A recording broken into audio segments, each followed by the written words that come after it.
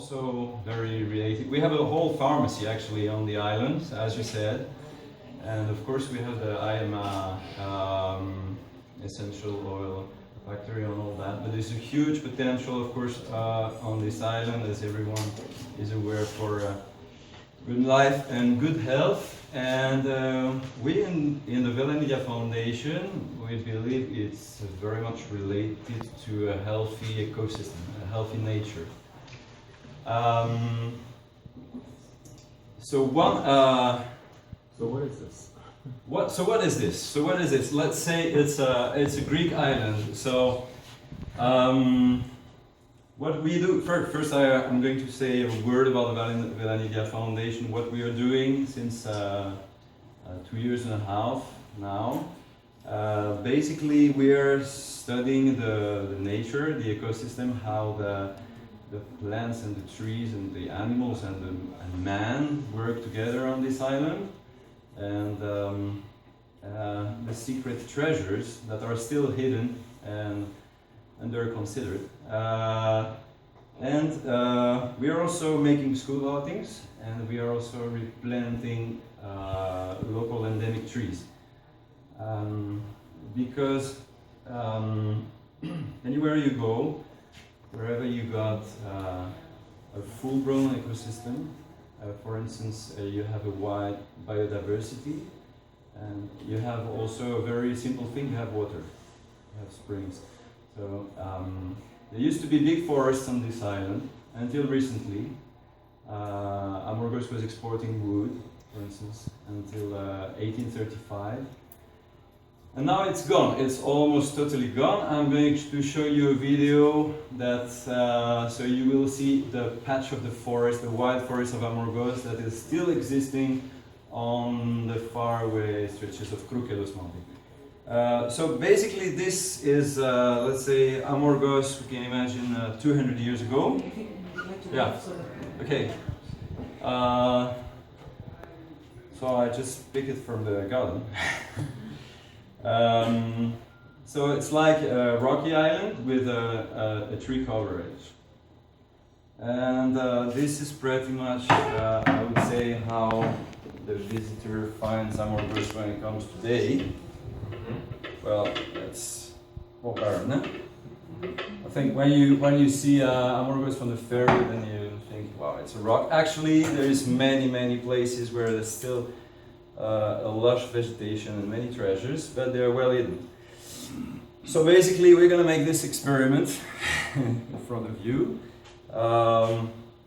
It's gonna rain on Amrogos. As you see, it does rain in the winter, and it pours quite hard. So let's see first what's going on Amrogos today when it rains, what we observe.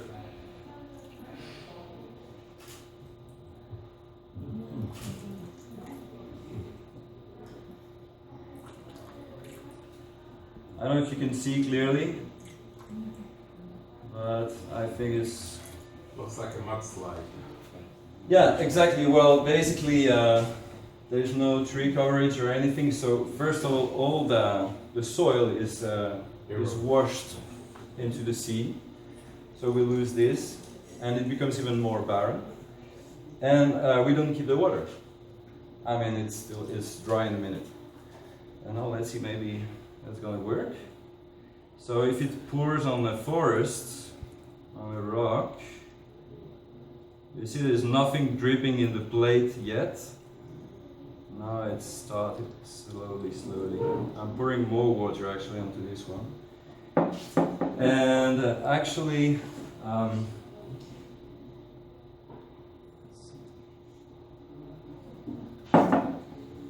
what is interesting is that if you can see here, water is still dripping at the bottom of the forest. And it's exactly what it happens on a macro scale when you still have green coverage. So the greenery, especially the trees, and I want to say non-aromatic trees, I can explain why, and then we will come to questions very quickly because I don't want to make it long. Non-aromatic trees retain the soil and they retain the water onto the island. You know, the most famous Amrogos song is Amrogos the water, Amrogos the spring, Amrogos the girl who goes to fill up her jar and crystal clear waters. Where is this water? In old accounts, the travelers speak about a lot of springs in Amrogos, and there's hardly one today. Actually, there are, but they are well hidden, and they are very, just dripping a little bit. That's just one example of, for us, the importance of restoring or at least preserving the nature, the environment, and researching into the past to create a better future. Because when you keep this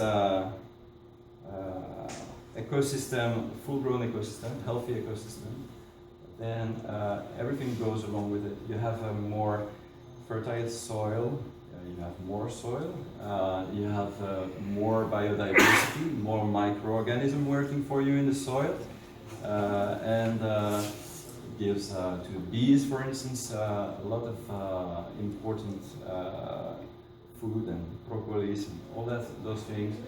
And everything is connected, and we are at the end of the chain. So our well-being is connected to the good health of this ecosystem. So that's basically we're trying to restore this. Now I'm going to pass this to you so you can have an idea. This is the Velanidia, means the oak tree in Greek. Yeah? So it makes this type of acorn. This is the fruit. It's edible. By the way, Greek people and people around the Mediterranean have been eating it for 10,000 years. It's a fantastic food. We're going to talk, I think, about cooking just after.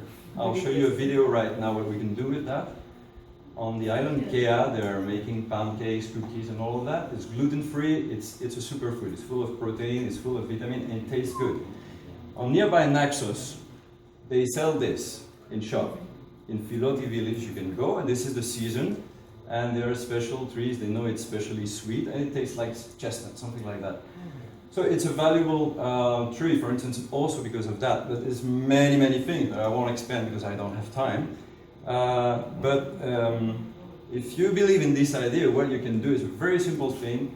It doesn't need any money to raise a forest, or to just any one of us. And I love you talking about team spirit, teamwork, and everything.